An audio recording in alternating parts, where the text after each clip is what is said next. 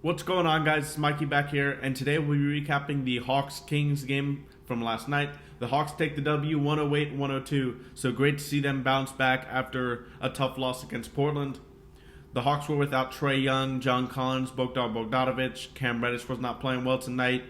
DeAndre Hunter obviously still injured, and the Hawks turned to a more balanced scoring effort tonight to win. We got great offensive performances from Kevin Huerter and Gallinari.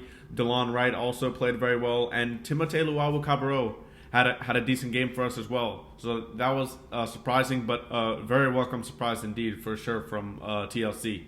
But man, the difference in this game really was on the defensive end. The Hawks played with some effort on defense. You could tell they were making the Kings make extra passes along the perimeter.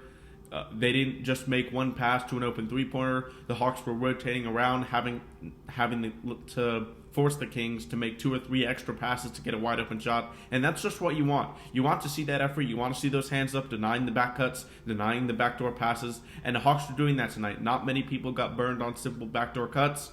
And if the Hawks just do that like they did tonight, they'll win some more games.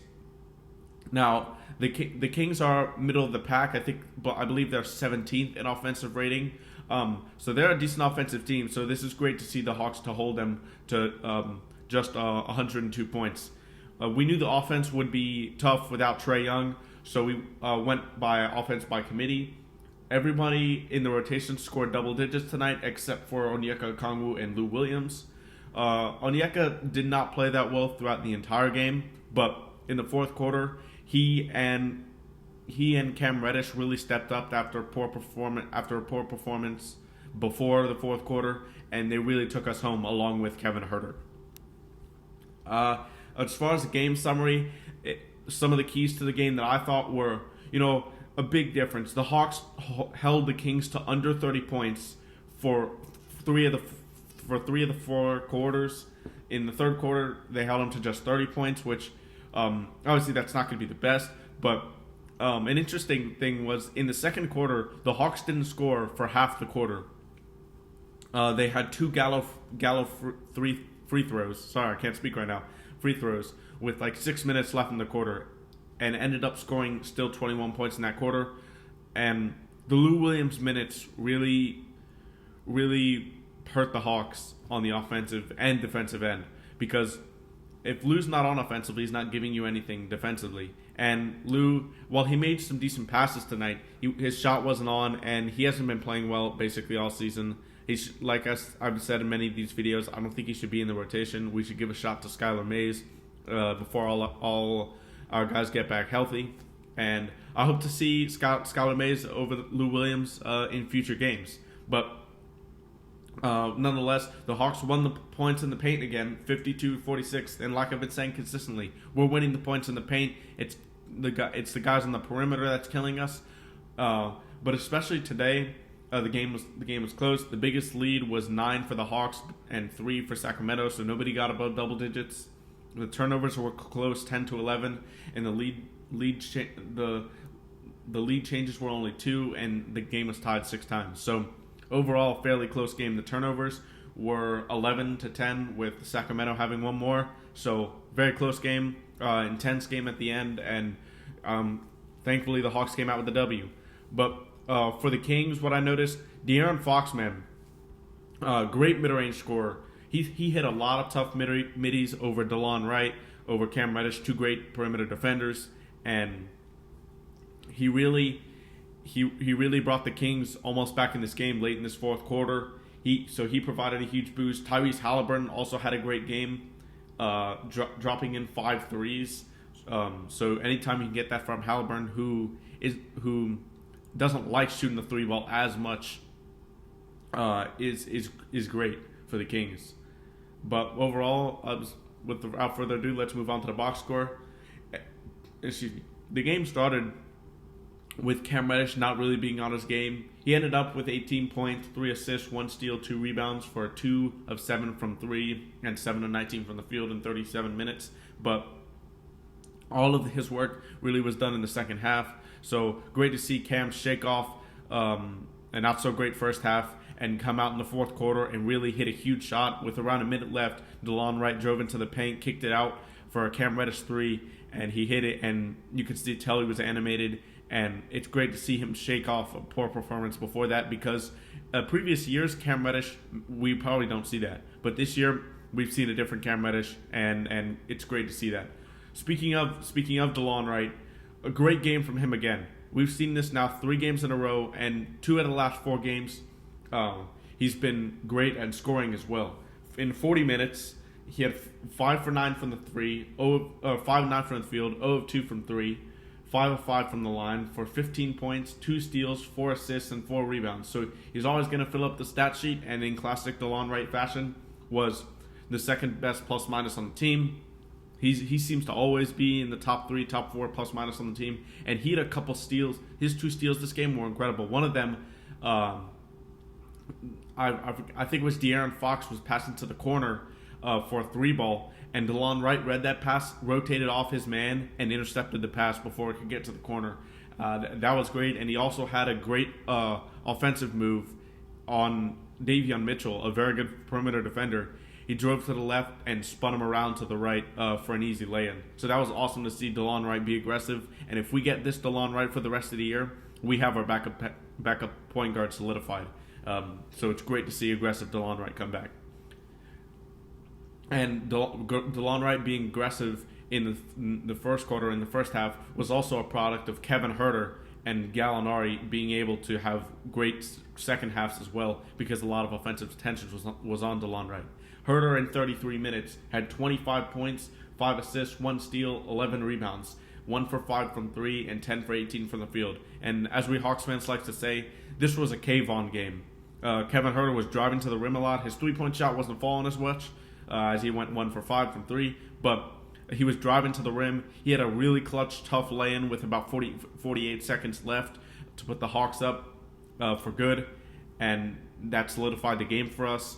He was using that push shot in the mid-range, and his sidestep shot is beautiful as well. So great to see Kevin have a great game there. Gallinari, shaky first quarter, but he came back after that and played great. 16 points, 1 steal, 3 rebounds, 7 for 7 from the line, 4 for 9 from the field, and 1 for 5 from 3. You don't expect Gallo to shoot 1 for 5 from 3 normally. He'll get his shot back. This is only his second game from COVID, but 16 points provided a nice boost for sure. Every Hawk in the starting lineup had double-digit points, including Clint Capela, who went 11 for 14, who was 11 points, 14 rebounds, 2 assists, 1 steal, 2 blocks, 5 for 9 from the field, only 1 for 4 from the line. But man, Clint Capela now, this is 3 games in a row that he's been great. While he's playing like the above-average center he is, and if he can get his blocks and his steals back up to where they were last year, you're looking at potential defensive player of the year candidate if he can do this the whole second half. I mean, it's awesome to see. He did this in only 26 minutes, and one of his blocks was ridiculous. Marvin Bagley went up to try to poster him, and Clint Capela just said, "Nah." Like, this man almost took it out of his hands in the air. I mean, it was amazing. He met him at the rim. And denied any chance of Marvin Bagley trying to poster him. TLC, good TLC, great game as well. 14 points, 1 steal, 2 assists, 4 rebounds, 3 of 7 from 3, 4 for 9 from the field. And the only issue I had with TLC tonight was sometimes he tried to be the pick and roll ball handler, and that's not really his game. He's not a playmaker. But tonight he made his threes. He shot his open shots. And he made most of them. So credit to TLC there. I like the hustle. He came out in the first quarter, got a steal on a handoff to Buddy Hield, and he hustled like that for the rest of the game. All of the Hawks really did with rotations on the perimeter. So great to see that. Lou Williams and Onyeka Okongwu off the bench didn't really do too much. Lou in 19 minutes had 3 points, 2 assists, and 3 rebounds. 1 for 7 from the field, 1 for 4 from 3. And Onyeka Okongwu, he'll have better games than this. He wasn't efficient from the field, 3 of 6, 6 points, 2 blocks, 1 steal, 2 assists, 7 rebounds. But in 22 minutes, he's filling up the stat sheet, so that's great to see. But he'll shoot better than this. He normally has great touch around the rim. So that 50% field goal, 3 for 6, will be better in future games for sure. On to the Kings now.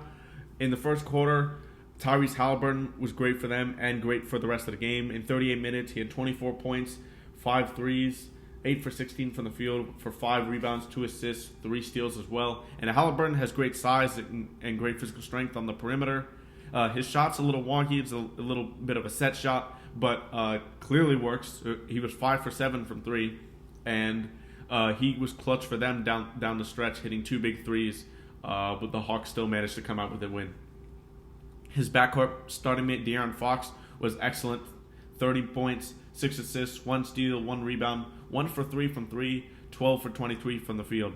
And De'Aaron Fox was, like I said before, hitting some really tough mid-rangers. Delon Wright, Cam Reddish were playing excellent defense. This man was arcing shots so high over them in the mid-range, free throw line extended area or just below it, and they were going in like it was a wide-open mid-ranger. So credit to De'Aaron Fox for hitting those tough shots. Harrison Barnes, Marvin Bagley, and Damian Jones, the other 3 starters, were basically non-factors. Bagley added 12 rebounds, had 6 points.